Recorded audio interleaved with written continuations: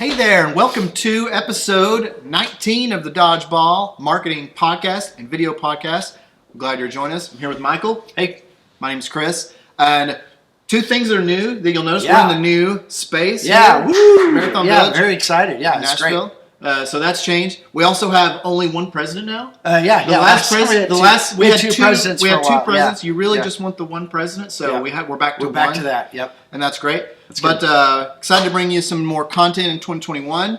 And today we're going to talk about local SEO versus national SEO and what's different specifically about local SEO. Michael, what do we mean by local SEO versus national SEO? Yeah, so local SEO is anytime you have a national brand, like we were talking before, maybe like a vitamin C supplements. Those could come from anywhere, be anywhere. But if you're looking for a local accountant or a painter or a local dermatology practice or a local orthopedic specialist, those are going to be related to where you are. Those are geographically anywhere relevant. where you go to get service, like a doctor or someone comes to you, like a maid service or something like that. That's local SEO. And anything where you would type a geographic modifier into the search. So or near me or exactly. Yeah. So we're going to talk about 5 ways that local SEO is different and 5 things you can focus on when you're trying to affect your own local SEO. That's right. Let's get started. Michael, you can do the first one here. Number one, making websites mobile and user-friendly. The biggest thing that a local service provider needs to do is make sure that the website is serving the top objectives that the user has. If you're a restaurant, they're looking for a menu and directions. If you are a local contractor or service provider, they're looking for credibility, testimonials, and a phone number and a lead form. If you are a local healthcare provider, they're looking for what insurance do you take? How do I get to your office? What do I need to do? What forms do I need to have filled out before I get there? Or what can I expect? These are all things that are usability questions. And so if you're one of these local sorts of companies, you want to make sure that those are front and center, not just for a desktop experience, but for a mobile user. Right, that's great. Number 2, growing reviews at Google My Business. Now, Google My Business is a huge indicator for local searches, and so really optimizing that profile and populating it with reviews, real reviews, is critical. And I'll say one thing about this, Michael. You might have something else to add, but this is something that you should just do. You should do steady over time. Right. Do not send one blast email out to all of your clients or customers and say get a review. But the reason why, because Google recognizes when it sees a rush of it doesn't like to see, 100 reviews inside of 2 weeks. That looks fake and it looks rigged.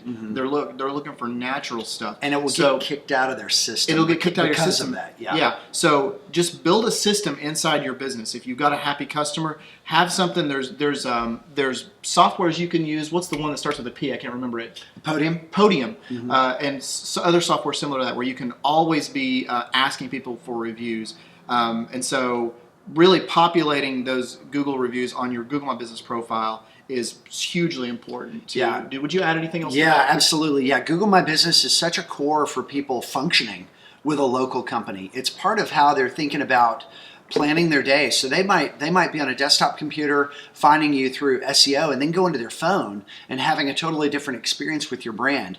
What you want to do is go through that experience yourself. Try to find a local service provider.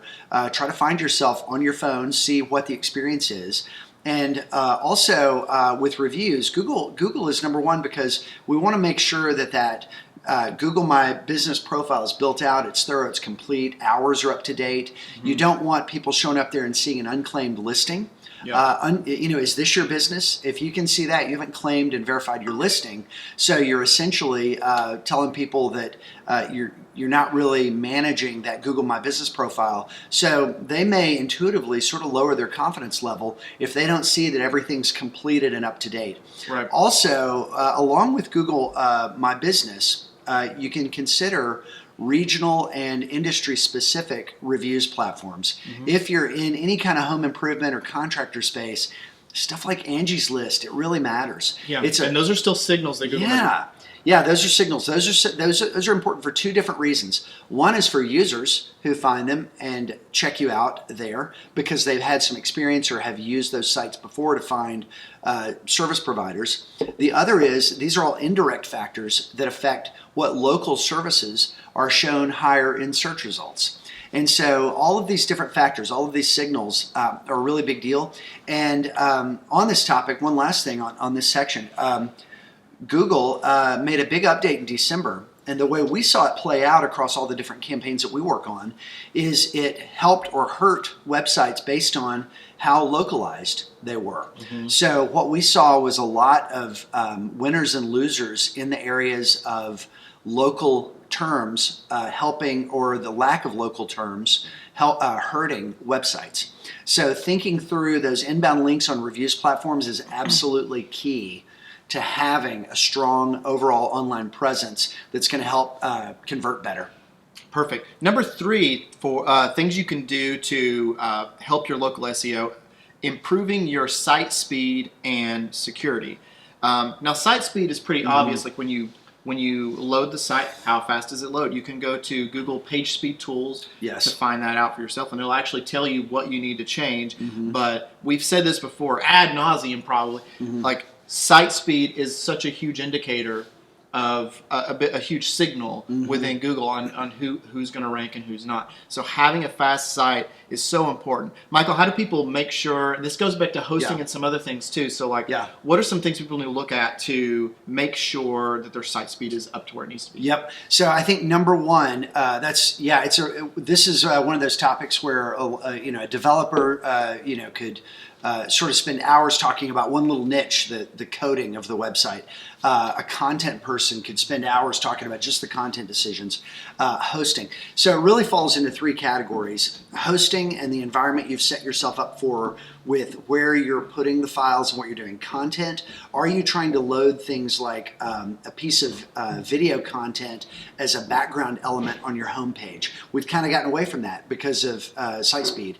Number 3, how everything's coded. So these are all different categories, and you can make some basic decisions. So what I would do, how I would think about this is start off with just doing a Google search for Google Page Speed Test and getting those numbers. And be careful, we've mentioned this on other episodes, but there are 2 tabs in there. One is essentially a mobile tab and the other is desktop tab. So it's a real-time test of your website and how it loads to a mobile user and how it loads to a desktop user, and you can get 2 scores. They're going to be a number from 1 to 100. They're color-coded, and so it's kind of like an A through F score in terms of red, yellow, green. But what you want to do is make a note of the date and those numbers, those 1 through 100 numbers. And that way, as you're making changes, you can start to think of changes you've made in these 3 categories. What's our hosting like? What's our setup with the, just how we relate to the internet by existing as a website? Number 2, what kind of content decisions were you making and how are those affecting things good or bad on page speed? And number 3, site architecture. What are we doing? And so what we do is we think through the homepage and we run this Google Page Speed test. And the number 1 culprit that we look for are any images that are loading that are actually being compressed in the display step, where they are actually larger images. The trick to see this, if you're not a web person, is just to right-click on the image and open it in a new tab. If you do this and you see a big image, or even one that you can click on to zoom in and it gets even bigger. That's that's a huge image that's actually being shoehorned into that spot with HTML. So it's actually your website's having to deliver that image to the user for them to be able to see it. Even though they're seeing something small, you're seeing something small when you look at your website, it might actually be a really big file. And so the Google Page Speed tool is going to help you with that. And then site architecture, it's work with your developer and show them the results of the page speed test and say, hey, we got to get this speed down. What can we do? And Google would not mind if every website was just a few words and nothing else. So this is a balance. You have to kind of balance this. But big opportunity, page speed. Yeah, page speed. All right, number 4, managing your critical business information. Michael, what do we mean by critical business information? We're talking about phone number. This is key. Phone number, address, hours of operation. Yes. And making sure, so you've got all these platforms where you're probably on. There's Yelp, there's Facebook, there's Google My Business, there's Bing has listings, local business listings. So it's making sure all those match exactly. And I would even say on down to, if you've got street on one spelled out, make sure it's street on all of them. So make sure they all match exactly. You want to see all. Google likes to see all of those the same. That's right. Right. That's exactly right. And what we do is we have a process here because we do this with our clients.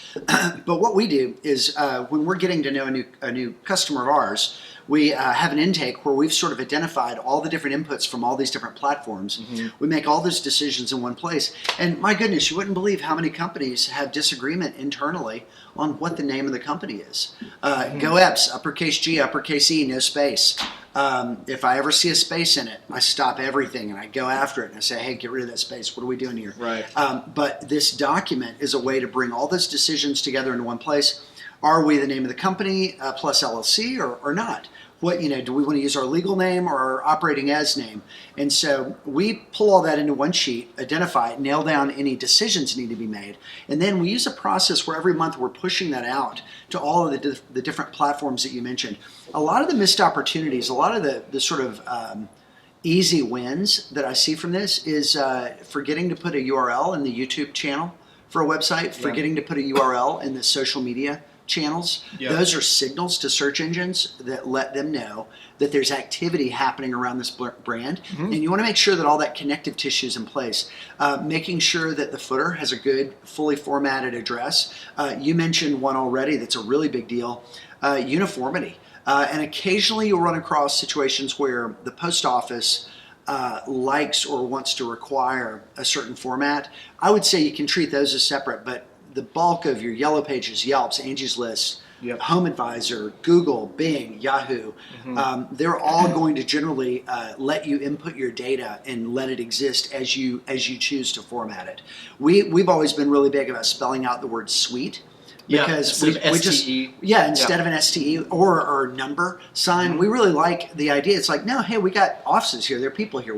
It's not just a cube in a building. It's a suite. There's an experience here. So thinking about those aspects of your branding and pushing that out in a consistent way is really valuable. Yeah, great. Fifth and final thing you can do to impact your local SEO and how local SEO is different than national SEO is local links and listings. That's right. So links are, of course, important for national SEO. They're way more important nationally than they are for local. That's right. Yeah. But links are still important for local SEO as long as they are local in nature. So, Michael, let's give some examples of what might be a local link. I'll give one. Yep. If you're a business and you're doing a charity event that's benefiting a local nonprofit, and you're posting about, and they're posting about it on their website.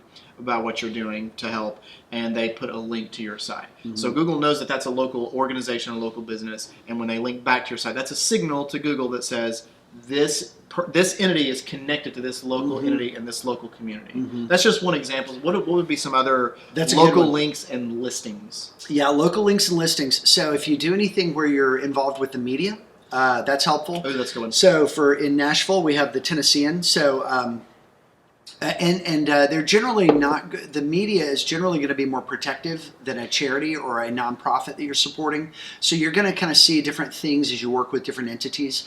But if it's appropriate to the news piece and they treat all parties equal in whatever it is, they'll often include a link. So when you're giving an interview or doing any kind of media engagement, making sure to mention the URL somehow. They'll often link that depending on the news source. Another good one is memberships and organizations. We're a member of the Nashville Chamber of Commerce, so we have a profile there, and we make sure that we always have our link updated. So when we do our own audits, we make sure that their site's still working, there's been no data error, and that link is there and it's working. We actually go and sort of farm and protect our links in that way. So organizations, media, and then there's going to be a variety of quality. Not all of these, it's really valuable if you're a national organization sometimes to get a .gov or a .edu, because Google will tend to, historically at least, they've seen those as really credible factors for things like health information. But locally, even